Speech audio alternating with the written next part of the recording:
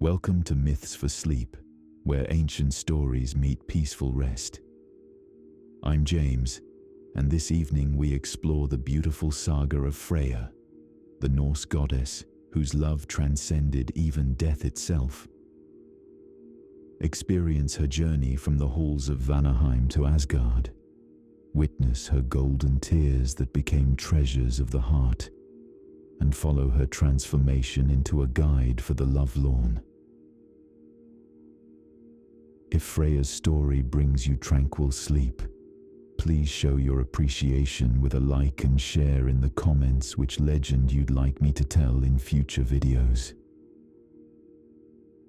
Your engagement truly helps this channel grow and brings more calming tales to sleepy listeners. Close your eyes and let the goddess of love weave her magic around your dreams. In the beginning, when the world was young and the morning mist still clung to the edges of creation, there was born a goddess whose beauty would become legend. Her name was Freya, and she emerged into existence like the first ray of dawn breaking through eternal darkness. The realm of Vanaheim welcomed her birth with gentle winds that carried the scent of wildflowers across endless meadows. The trees whispered her name in their ancient language, and the streams sang lullabies that would echo through the ages. Freya was not merely born, she bloomed into being like a flower that had been waiting countless seasons to unfurl its petals. Her father, Njörður, god of the sea and wind, gazed upon his daughter with eyes as deep as ocean storms. In her infant face, he saw the promise of something extraordinary, a beauty that would move mountains and calm the wildest seas. Her twin brother Freya emerged alongside her. But even from those earliest moments, it was clear that Freya carried within her a light that was uniquely her own. As she grew, Freya's beauty became like a living thing, radiating outward from her very essence. Her hair flowed like liquid gold, catching sunlight and holding it prisoner in its silken strands. Her eyes held the depth of summer skies and the mystery of twilight shadows.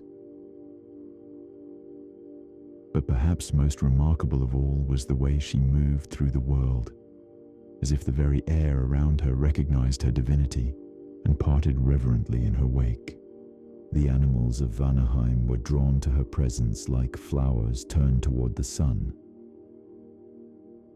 Deer would emerge from forest depths to walk beside her, their steps silent on the moss-covered earth. Birds would pause in their migrations to sing her praises, their melodies weaving together in harmonies that spoke of ancient magic and eternal love. Even as a child, Freya possessed an understanding of beauty that went beyond the physical realm.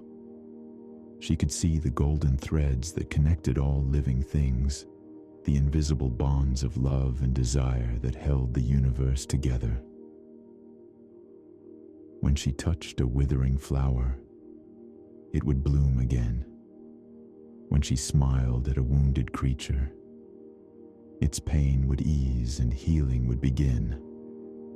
The other gods of Vanaheim watched her development with a mixture of wonder and knowing anticipation. They understood that Freya was destined for something greater than their peaceful realm could contain. She was a bridge between worlds, a goddess whose influence would reach far beyond the borders of any single domain. Her education came not from books or formal instruction, but from the world itself. The wind taught her the language of freedom and movement. The earth showed her the patience of seasons and the wisdom of cycles. The water revealed to her the power of adaptation and the strength that flows from yielding. Fire whispered to her of transformation and the beautiful destruction that leads to rebirth. As Freya matured, her understanding of love deepened like roots growing toward hidden springs. She learned that love was not simply an emotion, but a force of nature as powerful as gravity, as essential as breath. She could feel the love that bound families together, the passion that drew lovers into each other's arms, and the deeper, more complex love that connected all of creation in an intricate web of interdependence. The time came when Freya's beauty and wisdom could no longer be contained within the boundaries of Vanaheim. Like a river that has grown too wide for its banks, her influence began to spill over into other realms, touching the hearts and minds of gods and mortals alike. The age of her true destiny was about to begin. The great war between the Aesir and the Vanir had raged like a storm across the 9 realms, shaking the very foundations of existence. When peace finally came, it arrived not with the clash of weapons silenced, but with the gentle sound of an exchange that would change the course of all the worlds. As part of the sacred treaty, Freya and her brother Freya would journey to Asgard, carrying with them the wisdom and magic of their people. The morning of departure arrived clothed in silver mist and the quiet anticipation that comes before all great journeys. Freya stood at the edge of Vanaheim, looking out toward the rainbow bridge that would carry her to her new home. The Bifrost shimmered in the distance like a ribbon of pure light, its colors dancing and swirling in patterns that spoke of mysteries yet to be discovered.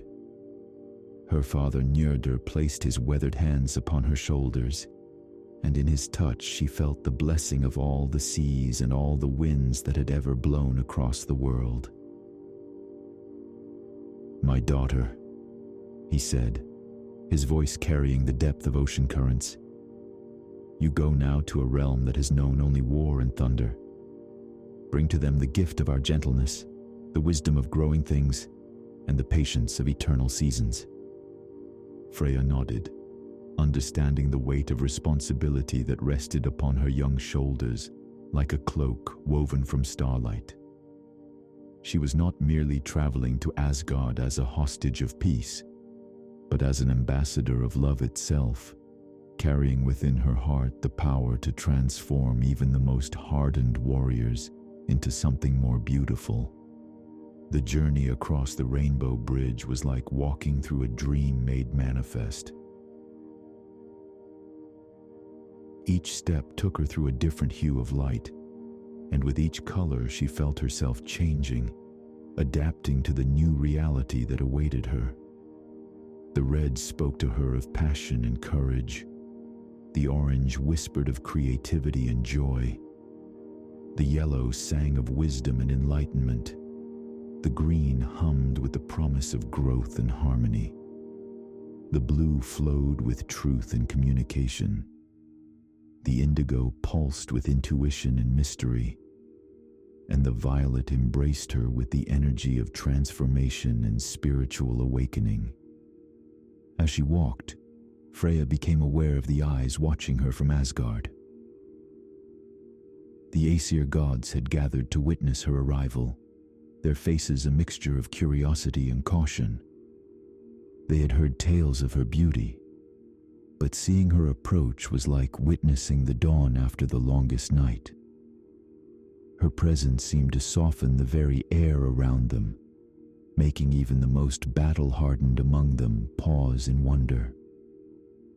Odin, the All-Father, stood at the forefront of the welcoming party, his single eye gleaming with the weight of infinite wisdom and hidden knowledge. Beside him, Frigg watched with the careful attention of a queen who understood that this young goddess would bring changes that would ripple through Asgard like stones cast into still water. When Freya's feet finally touched the golden halls of Asgard, it was as if the realm itself exhaled a breath it had been holding for centuries. The eternal twilight that hung over the fortress city seemed to brighten. and flowers that had never been seen in that martial realm began to bloom along the pathways where she walked. The great hall of Gladsheim opened its doors to receive her, and as she entered, Freya felt the weight of countless eyes upon her. The Aesir gods studied this daughter of Vanaheim with the intensity of scholars examining a text written in a language they had never encountered. Here was beauty, yes, but also something more. Something that spoke to parts of themselves they had forgotten existed. Thor, god of thunder, found his hammer suddenly feeling heavier in his hands, not from any physical weight, but from the realization that there were forces in the universe that could not be conquered through strength alone. Balder, already known for his own radiant beauty, gazed upon Freya and understood that he was seeing a different kind of light entirely, one that illuminated not just the physical world, but the hidden chambers of the heart. Freya took her place among the Aesir with the natural grace of water finding its level. She spoke little in those first days, preferring to observe and learn the rhythms of this new realm. She watched how the gods interacted with one another, noting the careful hierarchies and the unspoken rules that governed their relationships. But more importantly, she began to understand the longing that lived beneath their warrior facades, the hunger for beauty and gentleness that they had buried beneath layers of duty and conflict. In the evenings, when the great halls grew quiet and the gods retreated to their private chambers, Freya would walk the golden streets of Asgard alone. Her footsteps echoed softly against the gleaming walls, and wherever she passed, the harsh edges of the architecture seemed to soften, as if responding to some invisible influence that flowed from her very being. It was during these solitary walks that she began to plant the first seeds of transformation that would eventually bloom into the great changes she would bring to the realm of the Aesir. For Freya understood something that her new companions had yet to learn: that true strength comes not from the ability to destroy, but from the courage to create, to love, and to open one's heart to the infinite possibilities that exist in every moment of existence. As the seasons turned in Asgard, Freya began to weave herself into the fabric of the realm, like golden thread through a tapestry. Her presence brought changes both subtle and profound, transforming the harsh beauty of the warrior god's domain into something richer and more complex. Where once there had been only the stark grandeur of martial glory, now there bloomed gardens of possibility, tended by hands that understood the delicate art of nurturing growth. The gods of Asgard found themselves drawn to Freya like moths to a flame, but this was no destructive fire. Instead, her radiance warmed parts of their souls that had grown cold through centuries of conflict and duty.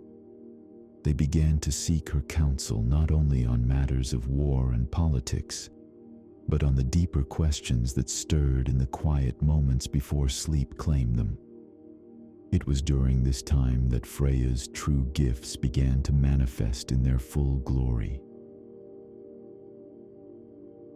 She possessed the ability to see love in all its myriad forms, from the fierce loyalty between brothers in arms to the tender affection shared between parent and child, from the passionate desire that ignites between lovers to the quiet, enduring love that binds communities together across generations.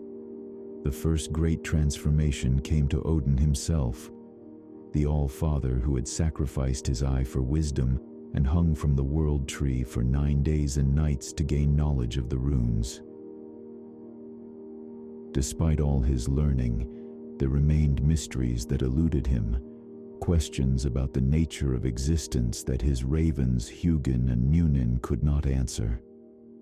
In Freya, he found a different kind of wisdom, one that flowed not from sacrifice and suffering, but from an understanding of the connections that bind all things together. She taught him that knowledge without love was like a sword without a wielder, sharp but purposeless. Under her gentle influence, Odin began to see his role not merely as a gatherer of information and a preparer for Ragnarok, but as a guardian of the bonds that make existence meaningful. His ravens began to bring him news not only of battles and betrayals, but of births and marriages, of acts of kindness performed by forgotten heroes in distant lands. Frigg, Odin's wife and queen of Asgard, initially viewed Freya's arrival with the wariness of a woman who had learned to protect her position through centuries of political maneuvering. But Freya's approach to power was unlike anything Frigg had encountered. Where others sought to dominate through force or cunning, Freya influenced through inspiration, drawing others to her not through fear or obligation, but through the simple desire to be near something beautiful and life-affirming. The two goddesses found common ground in their shared concern for the well-being of the gods and mortals under their care. Frigg's protective instincts and Freya's nurturing nature combined to create a force that could shield the innocent and heal the wounded, both in body and in spirit. Their friendship became a source of strength that rippled outward through all the 9 realms. But it was in her interactions with the younger gods that Freya's influence proved most transformative. Balder, already beloved for his beauty and kindness, found in Freya a kindred spirit who understood the responsibility that comes with being a beacon of light in a world often shrouded in darkness. She helped him see that his radiance was not a burden to be borne alone, but a gift to be shared freely with all who needed hope. Thor, whose strength had always been his defining characteristic, discovered through Freya's guidance that true power lay not in the ability to destroy, but in the wisdom to know when to fight and when to show mercy. She taught him that the heart of a warrior could also be the heart of a protector, and that the greatest victories were won not on battlefields, but in the quiet moments when one chooses love over fear. Even Loki, whose complex nature had always set him apart from his adopted family, found himself drawn into Freya's orbit. She alone seemed to understand that his mischievous nature was not malicious, but born from a deep need to be seen and valued. In her presence, his sharp wit became a tool for bringing joy rather than sowing discord, and his shape-shifting abilities were used to create wonder rather than confusion. As Freya's influence spread throughout Asgard, the realm itself began to change in ways both visible and invisible. The golden halls echoed with laughter, as well as the clash of weapons. Gardens bloomed where once there had been only training grounds. Music and poetry flourished alongside the traditional arts of war, and the gods discovered within themselves capacities for creation they had never known existed. The transformation was not without its challenges, for change, even beneficial change, requires a willingness to let go of familiar patterns and embrace new possibilities.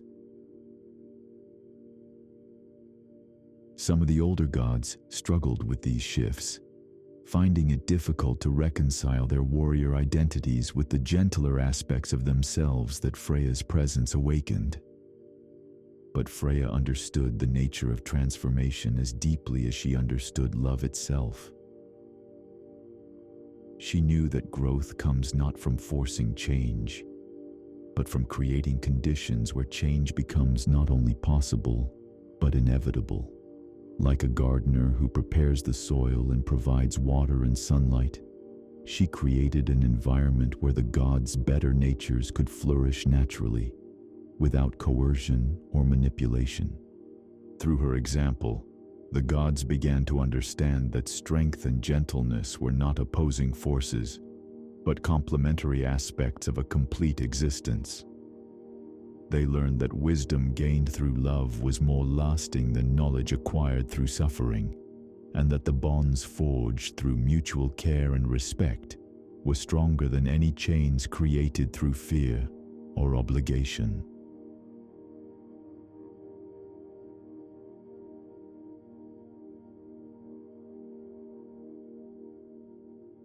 In the fullness of time, when Freya had woven herself so deeply into the tapestry of Asgard that the realm could no longer imagine itself without her presence, love came calling at her door in a form she had not expected. His name was Odr, and he was unlike any god she had encountered in either Vanaheim or Asgard. Where others burned with the steady flame of eternal purpose, Odr flickered like wildfire, brilliant and unpredictable, passionate and free. Their first meeting occurred during one of Asgard's great festivals, when all the gods gathered to celebrate the turning of the seasons. Freya had been walking through the crowds, her presence bringing out the best in everyone she encountered, when she felt a shift in the air around her, as if the very atmosphere had suddenly become charged with possibility. Odr stood apart from the revelry, watching the celebrations with eyes that seemed to see beyond the surface of things to the deeper currents that moved beneath. When their gazes met across the golden hall, it was as if two rivers that had been flowing toward each other for eternity finally converged, creating something new and powerful at their joining.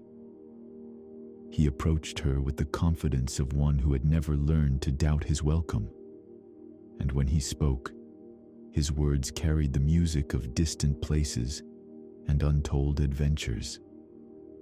"Lady Freya," he said, his voice like wind through autumn leaves. "I have heard tales of your beauty that reach even to the farthest corners of the 9 realms. But seeing you now, I understand that no words could ever capture the reality of your radiance." Freya found herself intrigued not by his flattery, which she had heard countless times before, but by something deeper in his manner, a restlessness that spoke to a part of her own nature that she had never fully acknowledged.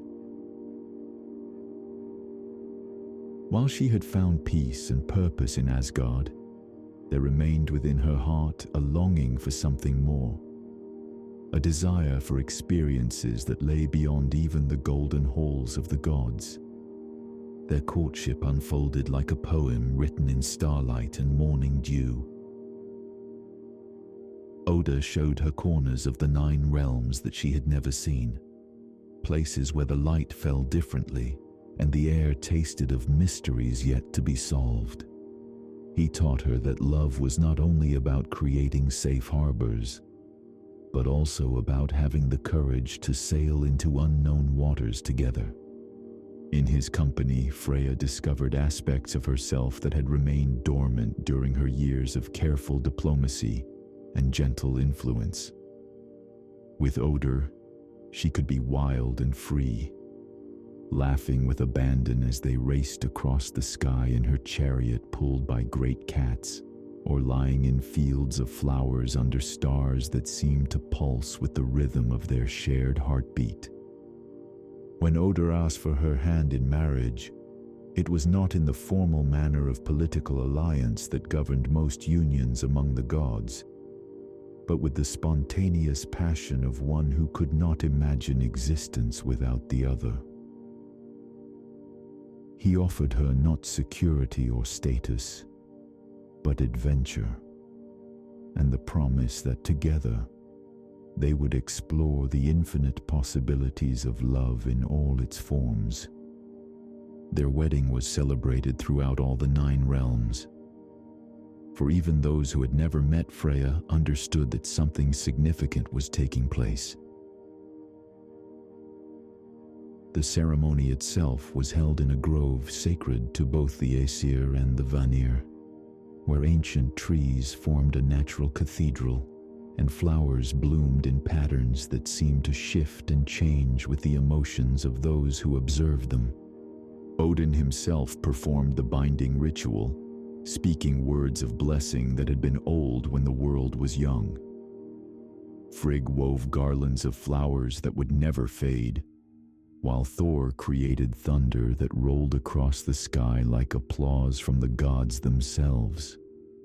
Even Loki contributed to the celebration, using his shape-shifting abilities to create wonders that delighted all who witnessed them. But perhaps the most beautiful moment came when Freya and Odin exchanged their vows, speaking not the formal promises traditionally required by such ceremonies, but words that came directly from their hearts. Freya promised to love Odin not only in his strength but in his wandering, not only in his presence but in his necessary absences. Odin vowed to return always to her side, no matter how far his journeys might take him, for she had become the true north by which he navigated all his adventures. Their early married life was a time of joy and discovery that seemed to bless everyone around them. Together, they created a home that was both sanctuary and launching point for explorations, a place where love could rest and renew itself before venturing forth into the world again. Their happiness was so radiant that it seemed to spill over into the lives of everyone they encountered, inspiring other gods to seek deeper connections and mortals to believe in the possibility of transcendent love. It was during this golden period that their daughter Hnoss was born, a child who embodied the best qualities of both her parents. Her name meant treasure, and indeed she was precious beyond measure, inheriting her mother's beauty and her father's free spirit. From her earliest days, it was clear that Hnoss would grow to be a goddess of great power and influence, beloved by all who knew her. Later came their second daughter, Gersemi, whose name also meant treasure, for the love between Freya and Odin was so abundant that it could create not one but many precious things. The two sisters complemented each other perfectly, with Hnoss showing more of Freya's nurturing nature and Gersemi displaying more of Odin's adventurous spirit. For a time, it seemed as though their happiness was complete and unshakable. The family they had created became a symbol of love's power to transform not just individuals, but entire communities. Their home was always filled with visitors seeking their wisdom or simply hoping to bask in the warmth of their contentment. The golden halls of Asgard had never known such peace and prosperity. But even in paradise, the seeds of future sorrow were quietly taking root. For Odin's wandering nature, which had been part of what drew Freya to him, began to assert itself more strongly as time passed. The very qualities that made him an exciting and passionate companion also made him unsuited for the settled life that their growing family required.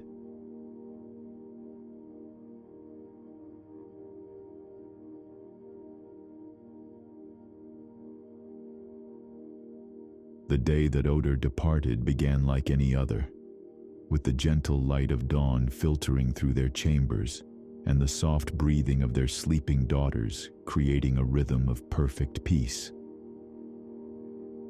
But Freya awakened with a hollow feeling in her chest, as if something essential had been quietly removed from her world while she slept. She found Odin standing at their window, gazing out toward the horizon with eyes that already seemed to see far beyond the boundaries of their shared life. "The wanderlust calls to me again, my beloved," he said without turning, his voice carrying the weight of inevitability. "There are places I must see, adventures I must experience, mysteries that will not reveal themselves to one who remains content with familiar comforts." Freya felt her heart begin to crack like ice in the spring thaw, but she had always known this moment would come. Love, she understood better than anyone, could not be held by force or bound by obligation. It had to be given freely, even when that freedom brought unbearable pain to those left behind. "I know," she whispered, moving to stand beside him at the window. "I have seen it growing in you these past seasons, this need to seek what lies beyond the next mountain, the next sea. I would not cage the very spirit that made me love you." They held each other then, not with the passion of lovers, but with the deep tenderness of two souls who understood that sometimes the greatest act of love is letting go. Odur's departure was not born of any lack of feeling for his wife and daughters, but from a nature so fundamental that to suppress it would have been to destroy the essence of who he was. When he finally left, walking away down the golden path that led from their home toward the rainbow bridge and the worlds beyond, Freya did not weep.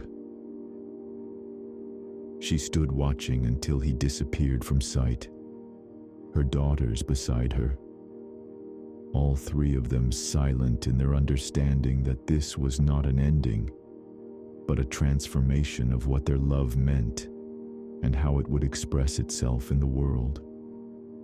The tears came later, when she was alone in the garden where she and Odur had shared so many quiet moments together.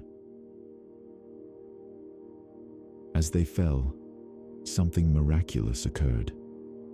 Each tear that touched the earth transformed into a drop of pure gold, gleaming with a light that seemed to contain all the love and sorrow and hope that existed in Freya's heart.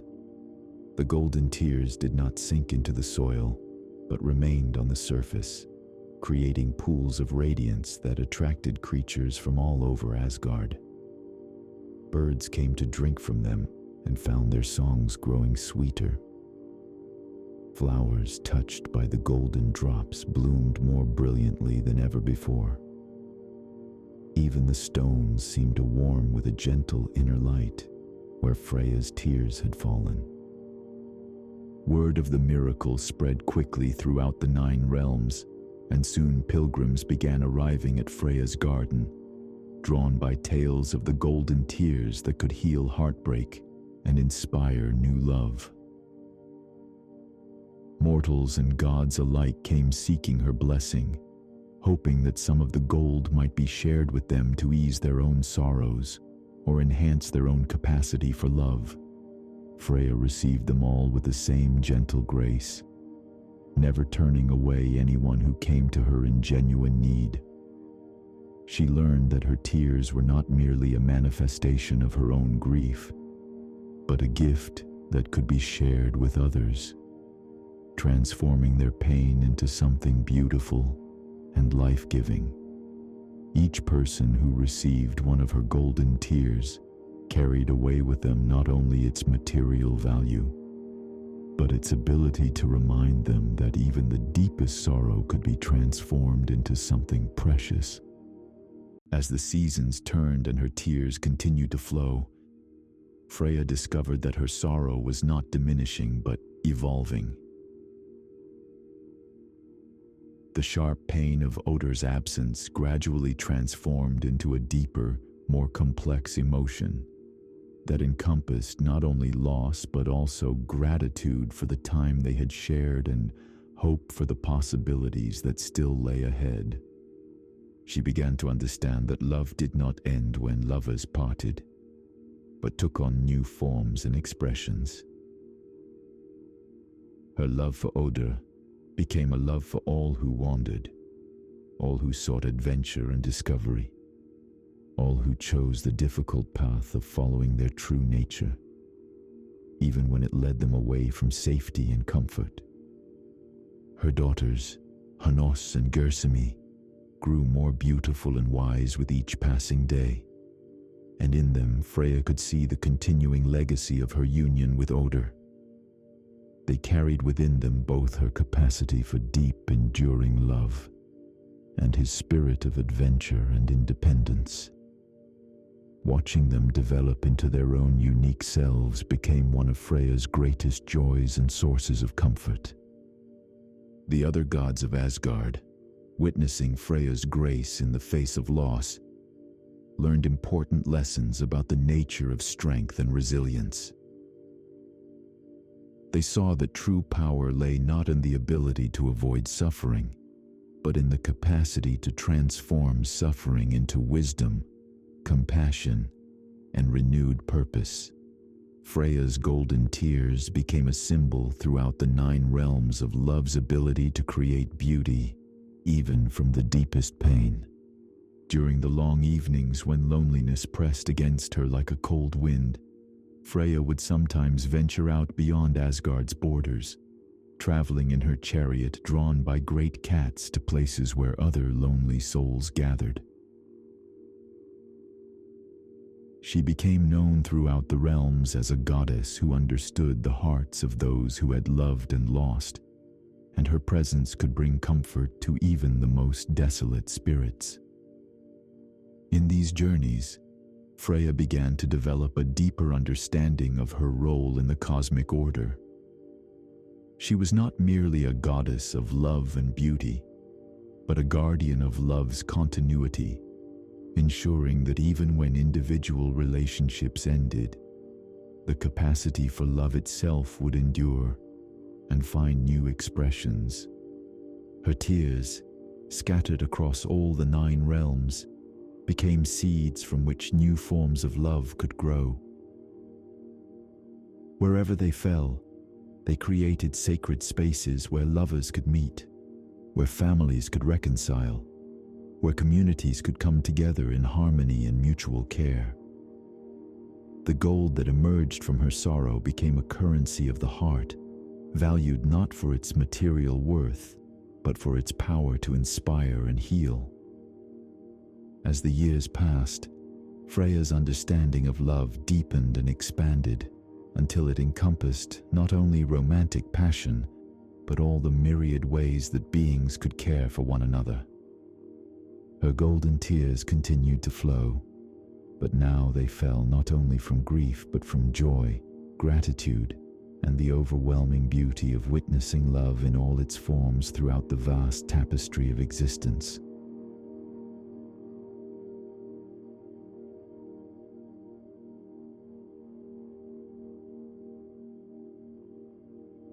In the quiet spaces between sorrow and acceptance, Freya discovered a calling that would transform her from a goddess of earthly love into something far greater and more mysterious. The tears she had shed for Odin had opened pathways in her heart that led not only to the living world, but to the realm of the dead, where souls gathered who had loved deeply and lost everything. It began with dreams that came to her in the deep hours before dawn, visions of warriors falling on distant battlefields, their last thoughts not of glory or victory, but of lovers left behind, of children who would grow up without fathers, of promises that would never be fulfilled. In these dreams, Freya could hear their final words carried on winds that seemed to blow from beyond the boundaries of the known world. She discovered that her nature as a goddess of love had given her a unique connection to those who died with love still burning in their hearts. While Odin's Valkyries claimed the greatest warriors for Valhalla, preparing them for the final battle of Ragnarok, there remained countless souls whose deaths were no less meaningful, but whose motivations were different, more complex, more deeply rooted in the bonds that connect all living things. These were the ones who fought not for glory, but to protect those they loved, who died defending their homes and families, who sacrificed themselves so that others might live. They were warriors, yes, but warriors whose strength came not from bloodlust or the desire for fame, but from the profound love that drives one being to lay down its life for another. Freya petitioned Odin for the right to claim half of those who fell in battle, not to compete with his preparations for the end times, but to ensure that love itself would have representatives in whatever conflict was to come.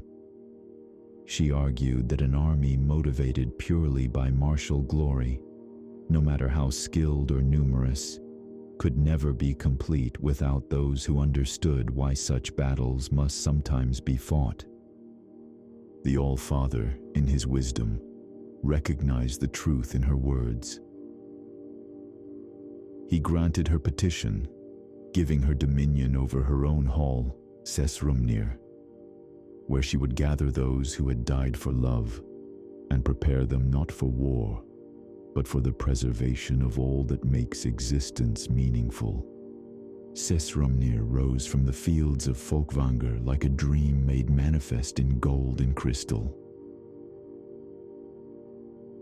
Its walls were built not from stone or wood, but from crystallized tears of joy and sorrow, creating surfaces that reflected not only light, but the deepest emotions of all who gazed upon them. The hall had no harsh corners or imposing battlements, but flowed like water made solid, with chambers that seemed to shift and adapt to the needs of those who dwelled within. Unlike the martial grandeur of Valhalla, Sessrumnir was a place of healing and remembrance. The souls who came to Freya's hall arrived not as conquerors ready for eternal battle, but as beings who needed time to process the experiences that had shaped their earthly lives.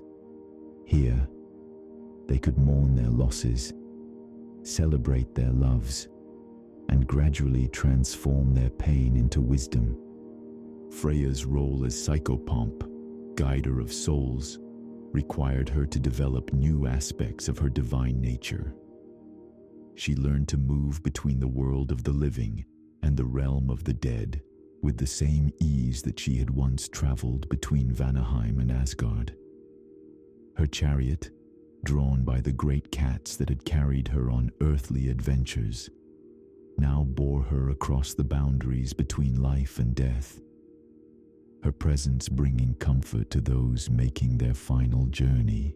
Each soul that entered Sessrumnir carried with them the story of their love, and Freya listened to them all with infinite patience and compassion.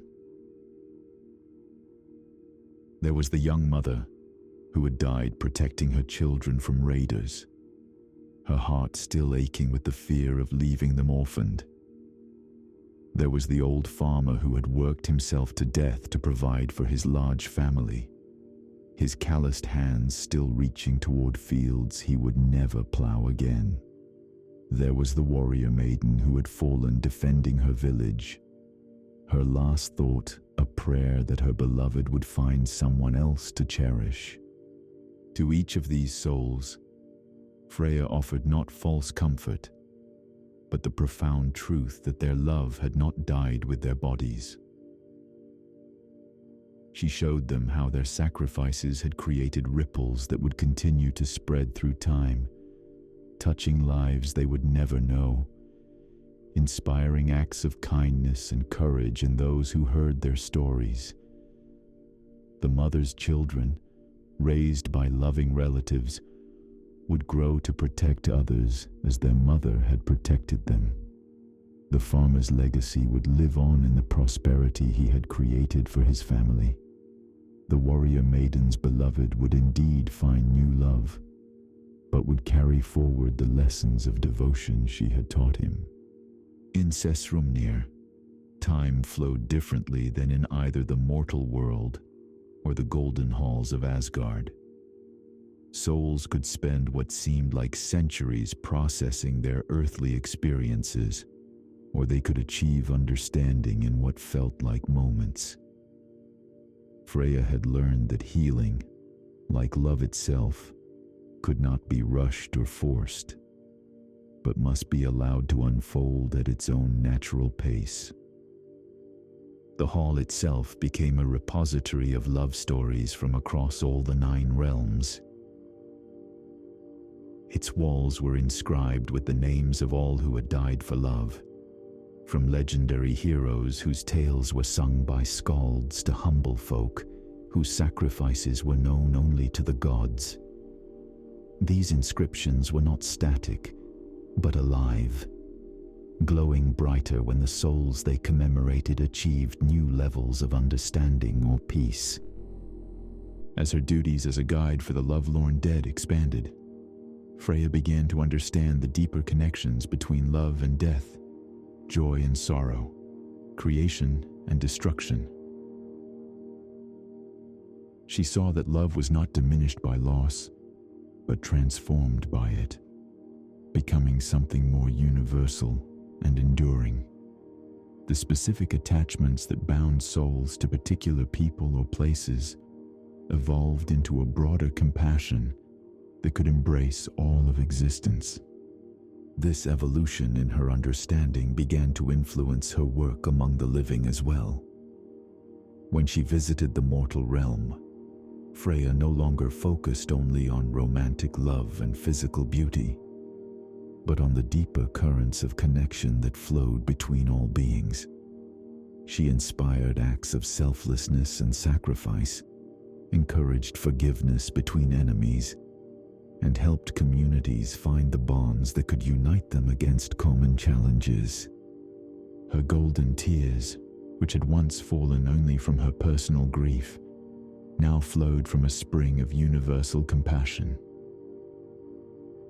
Each drop contained not only her own sorrow for Odur's absence, but the collective grief of all who had loved and lost throughout the history of the worlds.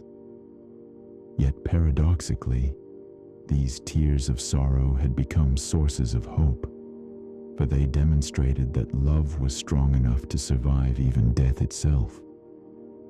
The other gods began to seek Freya's counsel not only on matters of the heart, but on questions of mortality and meaning that had puzzled them for ages.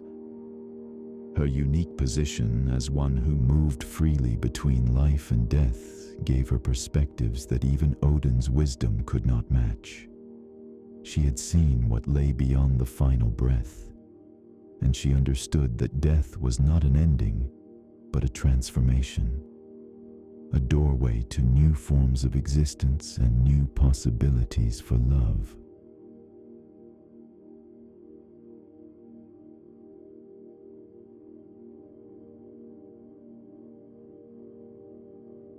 As the ages turned and the prophecies of Ragnarok cast their shadow across all the 9 realms, Freya found herself standing at the convergence of all the paths her life had taken. She had been the beautiful daughter of Vanaheim, the diplomatic bridge between warring peoples, the passionate wife and devoted mother, the goddess of the golden tears, and the guide for souls who had died for love. Now, as the final chapter of the current age approached, she would become something more, the guardian of love's eternal cycle. The first signs of the coming twilight manifested not in the traditional portents of war and darkness, but in a gradual cooling of the bonds that held communities together. Across the realms, Freya observed families turning against each other, lovers becoming enemies, friends betraying the trust that had sustained them through countless trials. The very fabric of connection that she had spent ages strengthening seemed to be unraveling thread by thread. But Freya had learned through her long years of service to the living and the dead that endings were also beginnings, that destruction could clear the way for new creation. She understood that Ragnarok was not merely an apocalypse but a renewal, a cosmic reset that would allow the universe to be reborn in a form more perfect and harmonious than what had come before. Her role in the final battle would be different from that of the other gods. While they prepared their warriors for combat and sharpened their weapons for the last great fight, Freya gathered around her all the souls from Sessrumnir who had learned the deepest lessons about love's power to transcend death and transform suffering into wisdom. These would be her contribution to the final conflict. Not fighters but healers, not destroyers but creators of the world that would emerge from the ashes of the old. In the quiet times before the storm, Freya often found herself thinking of Oda, wondering if his wanderings had led him to understand what she had learned through staying and serving. She no longer grieved for his absence in the sharp, immediate way she once had, but felt instead a gentle melancholy mixed with gratitude for the gifts his departure had brought her. Without the experience of loss, she might never have developed the compassion that allowed her to comfort others in their sorrow. The golden tears she had shed over the centuries had created a network of sacred sites across all the realms, places where love could take root and flourish even in the darkest times. As the final battle approached, these sites began to glow with increasing intensity, forming a web of light that connected all the worlds and all the beings who had ever loved truly and deeply. When Ragnarok finally came, it arrived not with the sudden violence that had been prophesied, but with a gradual dissolution that began at the edges of existence and moved slowly inward. The bonds that held the cosmos together loosened and frayed, allowing the fundamental forces of creation and destruction to separate and recombine in new patterns. Freya watched from Sessrumnir as the great world tree began to shake and the rainbow bridge flickered like a flame in strong wind. She felt no fear, only a deep anticipation for what was to come. Around her, the souls she had gathered radiated a calm certainty that their love would survive whatever transformations lay ahead. As the old world began its final dissolution, Freya's daughters, Hnoss and Gersemi, came to stand beside their mother, now grown into goddesses of great power and wisdom in their own right. Together, the three of them began to sing, their voices weaving together in harmonies that had the power to hold the essence of love intact, even as the structures that had contained it crumbled away. Their song was heard across all the dying realms, bringing comfort to gods and mortals alike as they faced the unknown.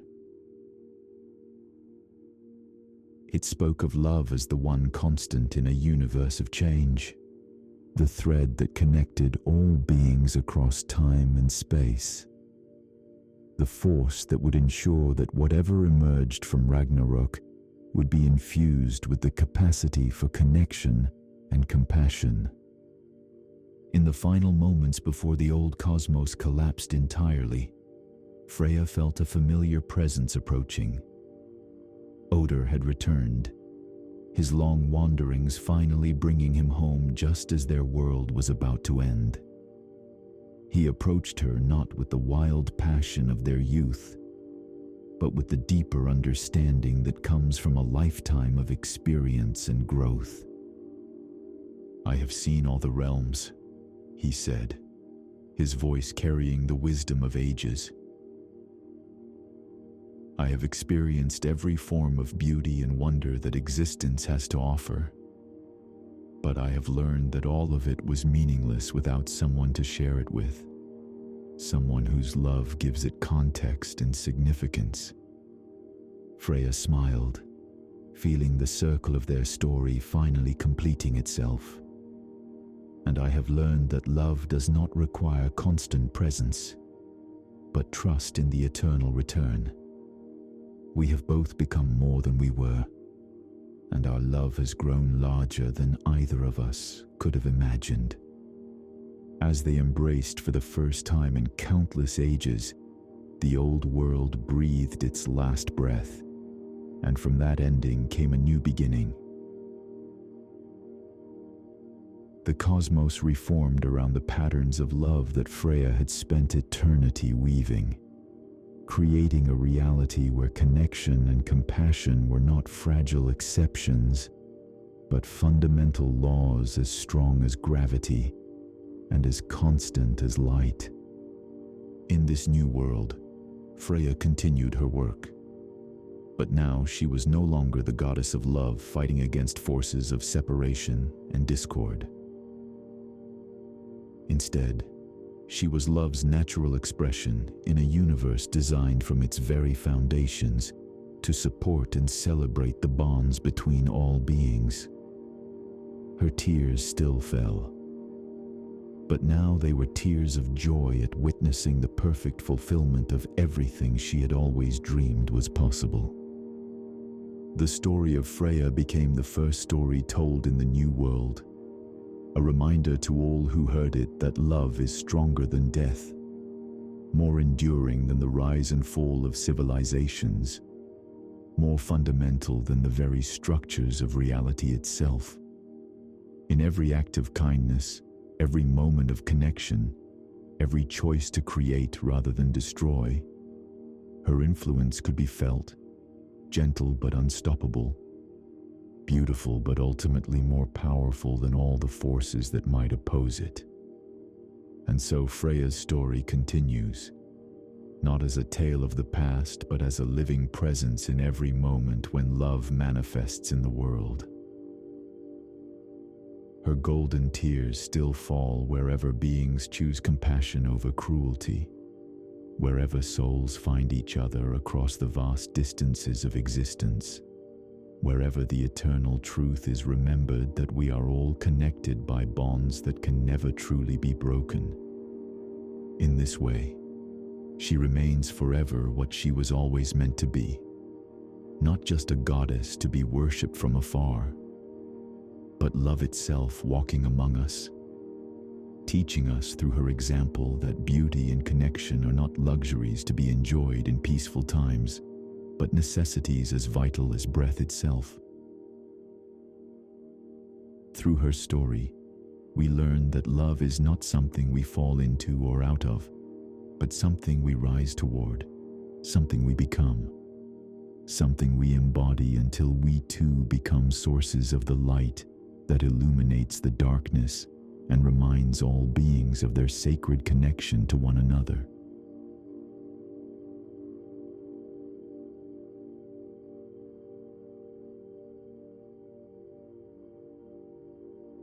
I hope this tale of Freya, goddess of love and golden tears, has gently carried you into the peaceful realm of Norse mythology. May her eternal wisdom and compassion guide you toward deep, restorative sleep. If you've enjoyed this journey through the halls of Asgard and the mysteries of divine love, I invite you to subscribe for more enchanting stories that will cradle your nights to come. You can now let this video continue playing in the background. The soothing music that follows will help you drift even deeper into slumber. Settle in completely and allow your body to surrender to rest. Just as Freya's golden tears brought healing to broken hearts, this gentle melody will watch over your peaceful dreams.